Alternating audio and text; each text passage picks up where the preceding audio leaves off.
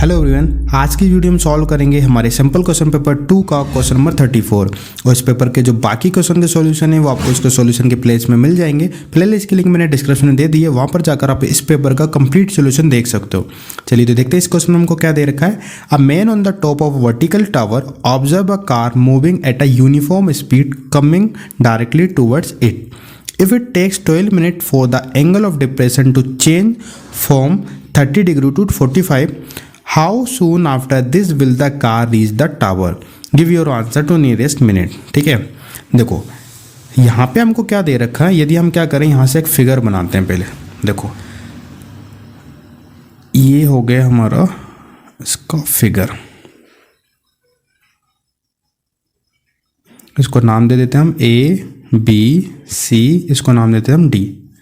अब ये क्या बोल रहे हैं, जो एंगल ऑफ डिप्रेशन आपका बन रहा है ना, angle of depression 30 to 45 change हो रहा है।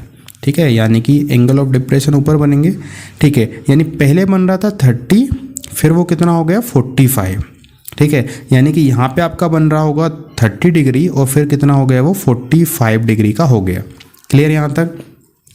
और उन्होंने क्या बोला है, उसको कितने लगे 12 मिनट, यानी कि यहाँ से यहाँ तक है ना, टावर के पास आ रहे हैं कार, तो यहाँ से यहाँ तक आने में उसको लगते हैं 12 मिनट्स, है ना, 12 मिनट लगते हैं। तो आपको ये बताना है कि उसको यहाँ से वापस यहाँ तक आने में, यानी बी सी जो है, यानी सी बी या बी सी कुछ भी बोल लो, इसमें कितना टाइम लगेगा। ठीक है, क्वेश्चन समझ में आएगा आपको यहाँ तक। अब देखिए इसको करेंगे कैसे सॉल्व। हमको मालूम है यहाँ पे जब भी होता है परपेंडिकुलर बेस की बात होती है 10 का यूज़ करते हैं। देखो उससे पहले हमको यहाँ पे देखो यहाँ पे दे रखा है 12 मिनट, तो इसका कोई यूज़ कर लें हम।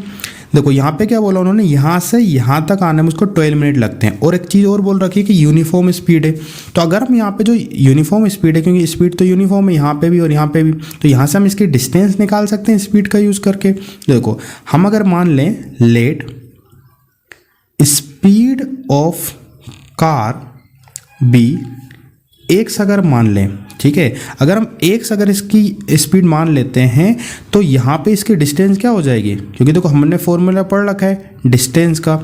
ठीक है, डिस्टेंस का फॉर्मूला क्या हो जाएगा, देखो आपने पढ़ रखा है ना, speed equal to distance upon time. तो डिस्टेंस निकालेंगे तो टाइम का मल्टीप्लाई हो जाएगा यहाँ से, तो डिस्टेंस इक्वल टू कितना हो जाएगा, स्पीड इंटू टाइम। तो स्पीड अभी एक्स आई है और टाइम कितना है 12 मिनट, तो 12x लिख सकते हैं क्या, यानी कि यहाँ से यहाँ तक की डिस्टेंस को अगर हम 12x बोल दें तो हो जाएगा।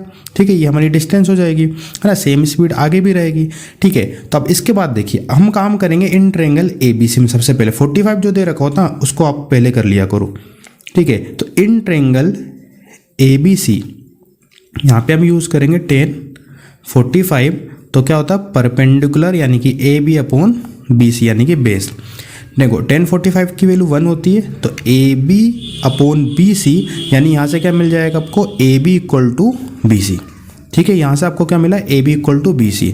अब आप काम कर लो दूसरे वाले ट्रायंगल में, है ना, इन ट्रायंगल ABD में, है ना, बड़े वाले में ABD में।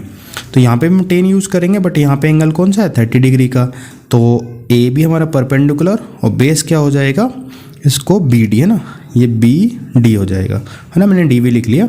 ठीक है, तो यहाँ पे 10 30 डिग्री की वैल्यू पुट कर लो। यहाँ पे कितनी होती है 1/√3। AB की जगह पे हमने AB रहने दिया, DB की जगह हम क्या पुट कर सकते हैं DC प्लस यहाँ से BC लिख सकते हैं। तो देखो 1/√3 1/√3 रहा। AB की जगह पे अब ये देखिए AB और BC बराबर हैं, तो क्या मैं BC लिख सकता हूँ, और DC है, DC की जगह पे हम 12x लिख सकते हैं, क्योंककि यहाँ से यहाँ तक की डिस्टेंस कितनी है 12x है, और प्लस BC की जगह पे हमने यहाँ पे BC रहने दिया। अब हम यहाँ से कर लो क्रॉस मल्टीप्लाई। देखो √3 का BC से होगा तो कितना हो जाएगा √3 BC, 1 का इधर होगा तो ये तो सेम रहेगा 12x प्लस BC। देखो BC एक तरफ कर लेते हैं, तो यहाँ से हो जाएगा √3 BC, ये माइनस में जाएगा इधर आके, इक्वल टू कितना बचेगा 12x। तो यदि हम यहाँ से आगे करें तो देखो यहाँ से अगर BC मैं कॉमन निकाल लूँ तो अंदर क्या बचेगा √3 और यहाँ से कितना बचेगा -1। ठीक है, इक्वल टू कितना हो जाएगा 12x। तो BC की वैल्यू कितनी हो जाएगी यहाँ से 12x अपॉन √3 -1, ये मल्टीप्लाई वाला इधर किस में जाएगा डिवाइड में। अब देखिए BC की वैल्यू हमको मिल गई, तो BC क्या है यहाँ से यहाँ तक की डिस्टेंस है। ठीक है, तो अब यहाँ पे हम वही फॉर्मूला यूज़ कर सकते हैं क्या, है ना, स्पीड का। ठीक है, हमको निकालना है टाइम, तो टाइम का फॉर्मूला क्या कितना हो जाएगा 9 टाइम का फॉर्मूला यहीं से निकाल लो, टाइम इधर, स्पीड यहाँ पे आ जाएगी, यानी डिस्टेंस अपॉन कितना हो जाएगा, डिस्टेंस अपॉन स्पीड हो जाएगी। तो देखो टाइम निकालना है तो डिस्टेंस कितनी है आपसे, देखिए डिस्टेंस अभी हमने निकाली 12x अपॉन √3 - 1, ठीक है। ये रूट देख के घबराना नहीं कभी भी, है ना, क्योंकि क्या हो जाता है ईजी चीज़ होती है यहाँ पे। तो डिवाइडेड बाय आपको स्पीड करनी, स्पीड हमने कितनी मान रखी थी, x यूनिफॉर्म स्पीड थी, इसको डिवाइड में यहीं पे लिखना है, ठीक है। चाहो तो आप ऐसा लिख लो, डिवाइडेड बाय यहाँ पे x हो जाएगा, तो यहाँ से क्या होगा x समझ में आया नहीं आपको, ये डिस्टेंस जो कि दे रखी है यहाँ से 12x अपॉन √3 - 1 वो हमने यहाँ पे पुट करी, तो यहाँ पे इंटू में 1 अपॉन x लिख लिया, है ना, x से डिवाइड करना पड़ेगा ना स्पीड से, ठीक है। तो x से x कैंसिल, बचेगा क्या हमारे पास 12 अपॉन √3 - 1। अब यहाँ पे आप क्या करो, इसका रेशनलाइजेशन कर लो तो इजी हो जाएगा। तो माइनस में तो प्लस करेंगे, ठीक है। तो यहाँ से कितना हो जाएगा हमारा, देखो यहाँ से ऊपर तो 12 √3 + 1, है ना, वैसा के वैसा रहेगा, और नीचे कितना हो जाएगा a - b, a + b का फॉर्मूला लगा देंगे तो देखो √3 का स्क्वायर 3 आ जाएगा, -1 का स्क्वायर तो 1 ही रहेगा, इन 3 में से 1 जाएगा, कितना बचेगा 2 बच जाएगा, ठीक है। तो यहाँ से 2 से ये कैंसिल हो जाएगा 6 बार में, तो यहाँ पे आएगा 6 √3 + 1। अब देखिए आंसर में हमको जो आंसर निकालना है इसका नियरेस्ट मिनट निकालना, तो आपको √3 की वैल्यू दे रखी है तो पुट कर लीजिए यहाँ पे।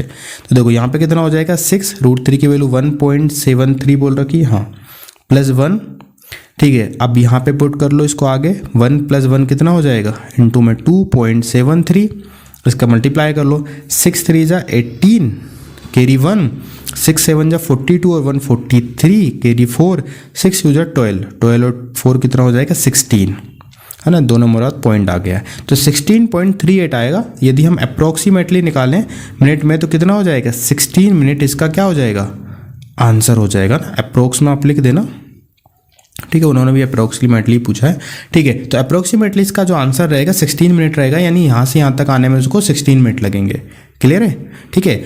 तो आई होप आपको ये क्वेश्चन अच्छे से समझ में आया होगा। यदि फिर भी आपका कोई डाउट रहता है तो आप हमको कमेंट सेक्शन में पूछ सकते हो, ठीक है। चलिए तो आज की इस वीडियो में इतना ही, मिलते हैं फिर नेक्स्ट वीडियो में, थैंक यू।